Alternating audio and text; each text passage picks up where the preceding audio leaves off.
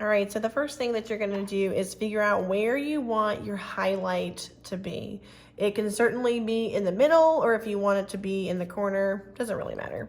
Wherever you're going to pick to put your highlight, I think I'll put mine here. You were going to put a little drop of white paint. I know it's kind of hard to see because I'm on a white paper, but I am going to spread that out to be a little bit wider.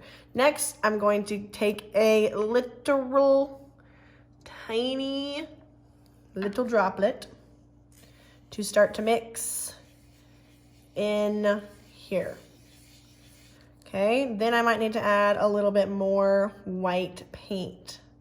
I'm gonna just drizzle a little skinny ring and continue painting.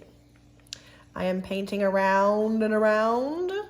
Then I can get another little tiny bit, maybe a little bit more than last time, but still not a lot, just a little, and then can mixy, mixy, mixy, mixy. While you are mixing, you always want to keep the very center of that circle all white because that's going to be our highlight.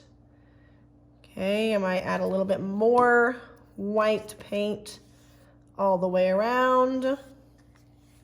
Kind of spread it and then get another little droplet. Because we want this to be in a gradient, the lightest part is going to be in the middle and it will gradually get darker. So I can see that this is lighter than this, so I need to add some color. It's a lot easier to add color than it is to like take it away or paint more white on it. So start by adding smaller amounts. Now because I did this in the, not in the middle of my paper, kind of in the corner, some of this is gonna start to go off the edge of my paper. That's totally fine. I want this whole paper to be painted. Okay, I'm gonna keep drizzling a little bit on my next ring. Kind of spread it out and start to get a little bit more.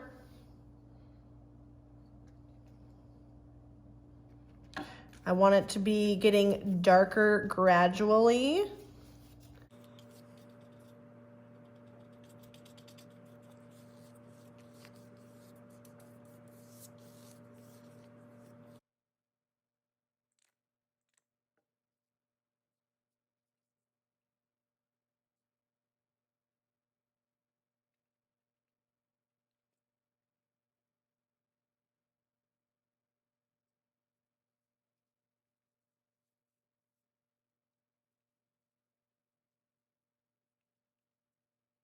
For my last section, I probably am not gonna add any white paint.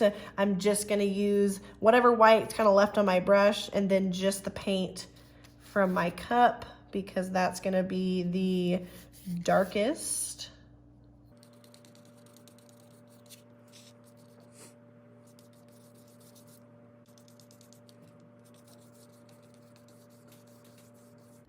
Okay, once you feel good about your gradients, so your highlight into your darker, using the white to make those tints, you are done with this piece.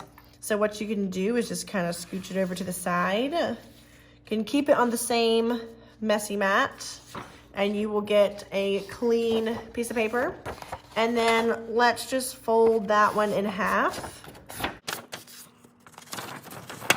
So on one half, you're gonna mix a shade darker, and then the other half, another slightly darker shade. So we're gonna be adding black. Now black is very overpowering, which is very different from the white paint. So you're really just going to be using a tiny bit of the black. So to start with, I would just add a good bit of your color paint to one side of that paper. And because we're gonna be mixing another color in, we're gonna be mixing that black in, we gotta work kind of quickly so we still want this paint to be wet when we are mixing in the black. Then I can take a tiny, where's the camera? Where are you? Okay, teeny tiny little drop, and just kind of tap it around and then start to mix. Okay, just like with the white, you can always go darker, but it is really hard to go lighter. So this is not quite as dark as I would like. So I am gonna get another little droplet on my paintbrush to see if I can make it a little bit darker. This is much better than the first color I had mixed. So I'm gonna try and mix it as evenly as possible. And I wanna paint as close as I can to the edge or even off the edge so that we have a whole paper to use next week when it's dry of that darker shade. Okay, now I'm gonna do the same thing on my bottom half. I'm just gonna try and make it a little bit darker than this one. So I'm gonna start by just adding your color, whatever color that may be. And again, we wanna do this while the paint is still wet, so I'm going to work pretty quickly to get this on there.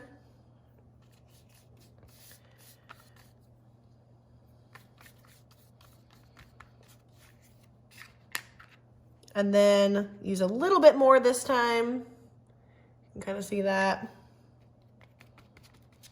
And then see how that does. And if it is slightly darker than the first one, great, I can stop. And if it needs a little bit more black, I can do that. Just advise you to use little increments at a time because it's really hard to go lighter once you go too dark. I am going to get a little bit more of the black to make this an even darker shade.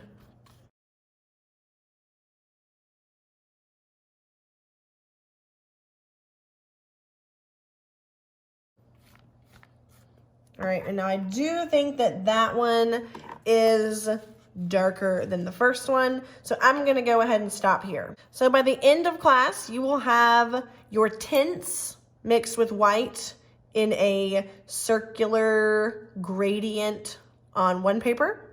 And then you will have two shades that you have mixed with your color plus black separated onto your other paper. And your messy mat will look like this and can go in the drying rack once you have these three things completed.